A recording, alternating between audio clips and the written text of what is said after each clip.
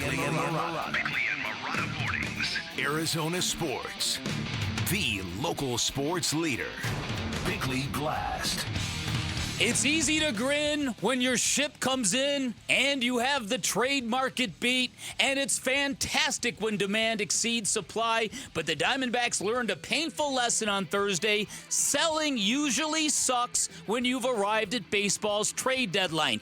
Gone are Geno Suarez and Merrill Kelly, two of the most popular players in recent memory. Suarez is adored by casual fans, many of them female, and Kelly is a local kid who became a playoff hero. Their departure hurts and the pain goes deep. They traded away Shelby Miller for nothing just so they could get $2 million rebate on Jordan Montgomery, and meanwhile there was no market for Zach Gallen, the player a good portion of the fan base actually wanted to be traded, and it added insult to injury. All told, it was a deflating day and to some a demoralizing return because fans expect more when trading hallmark, beloved marquee players, and the Diamondbacks might have been damaged by a shifting market where some teams went from buyers to sellers, flooding the deadline with too much supply, or maybe they waited too long and overpriced their players, leading to the retention of Gallen and trading Kelly with just minutes to spare,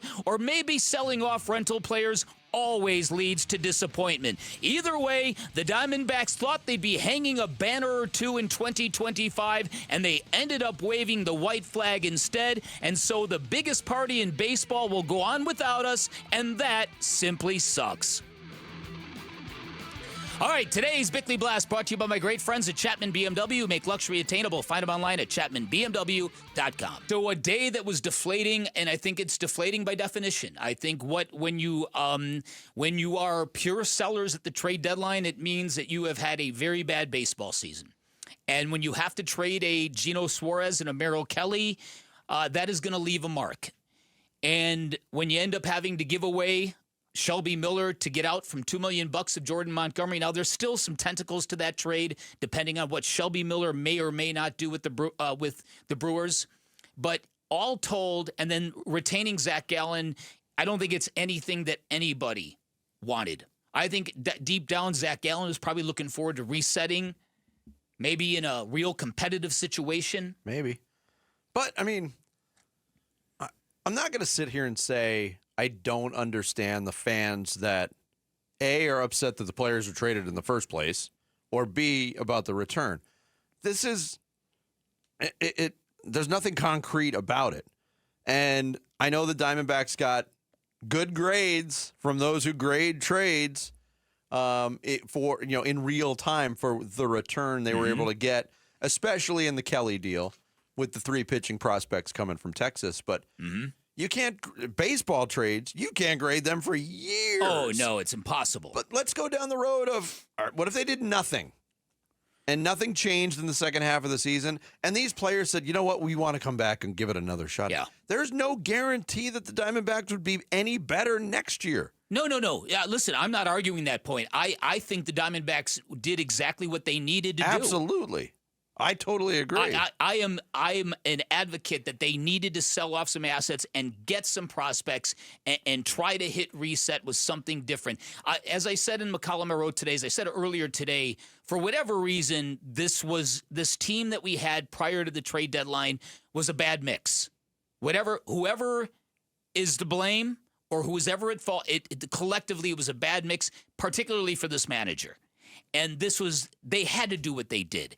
And I also think the haul they got for Geno Suarez, while I've read that there's some disappointment in what the market brought to bear, I'm okay with the fact that you got a good young piece in Tyler Locklear who might be a guy. I don't know what else you could hope for when you're trading off a rental player. And so I'm not necessarily quibbling with their return.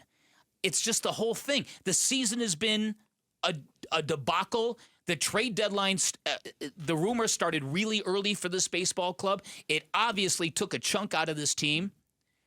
And then as a result, what you got back in return, you might wonder, what the heck happened to this market here?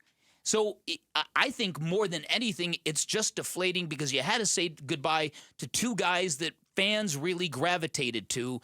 And it's an acknowledgement that this great attempt at winning in 2025 turned out to be a big swing and a miss. Yeah, I thought one of the interesting things that Mike Hazen was asked yesterday when all was said and done, with Zach Gallen still being on the roster, they made the Josh Naylor trade real early in this process. It was, it wasn't right at the deadline. Josh Naylor's been with the Mariners now for a week. Mm-hmm. Mike Hazen was asked because he talked about, maybe we announced ourselves as sellers too early. And would things have been different if it was Gallen who was moved earlier in the week? Here was Mike Hazen's answer on that. Oh, no, I wouldn't have had a deal. I wouldn't have had a deal 3 days ago. No. Nobody would have. I mean, I had all the same level of interest. I had the same level of teams calling me, telling me that they wanted these players. And then we had conversations. It's just there wasn't much there in terms of what we would be willing to do to make a trade. And we told teams that, like, you're going to have to clear a bar. There's a value here for us that we have in holding him. And it just didn't happen. Yeah, the Zach Gallen experience this year has been puzzling, but this is another thing that might light a fire under a guy who's had a really difficult year. He's been very open and honest about his own struggles, trying to figure out, just doesn't have it. Mm-hmm. But think of it this way. This is a guy who in 2023 had the trifecta. He was the opening day starter for his team. He started in the All-Star game and started Game 1 of the World Series. There's not a lot of pitchers that have that on their resume. No. 2 years later, he couldn't be dealt at the trade deadline by a seller. Crazy. That's crazy. That could go one of two ways. It could light a fire. It could lead to more of the same in the second half. A guy who was pitching a no-hitter in a World Series game for 7 innings? Mm-hmm. Here was also Mike Hazen on his message to the fan base after what the Diamondbacks did at the trade deadline. Obviously, I think I've repeated myself many different times on this, that we're exceptionally disappointed where this season went. I think, unfortunately, in my job and where we're at looking forward and trying to put the best team on the field for 2026, certainly the best for the rest of 2025 to our ability. But in 2026, I have to face the reality of where our feet are, how we're playing, and we just didn't play well enough. And where we were in relation to those teams we were chasing was not a good spot for me to feel like we have in years past. Even when we haven't been in a playoff spot, we've bought.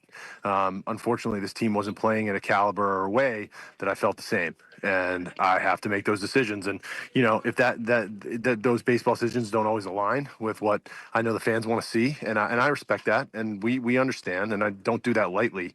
This is very complicated to make that decision given how all in we went in at the beginning of the season. Yeah, and I feel the disappointment that Mike Hazen is talking about. Obviously, it's been a rough watch this season, especially in the last 2 weeks. But I think this represents a changing of the lens. You're looking for different things now.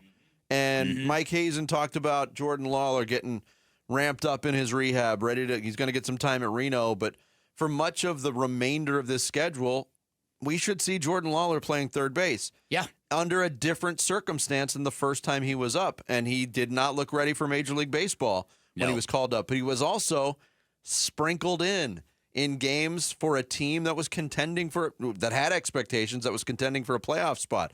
I'm not sitting here saying the Diamondbacks aren't going to try to win games in the remainder of the schedule.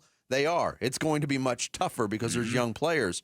But Jordan Lawler is going to be afforded the opportunity to play every day, ideally, without the pressure of being in a playoff chase. That can pay dividends down the road. Yeah. The same thing for Tyler Locklear. That starts tonight. He should be the starting first baseman in the lineup tonight when they play the A's. Yeah. So I'm real excited to see what this kid looks like. Like I said, he's been tearing it up at Tacoma.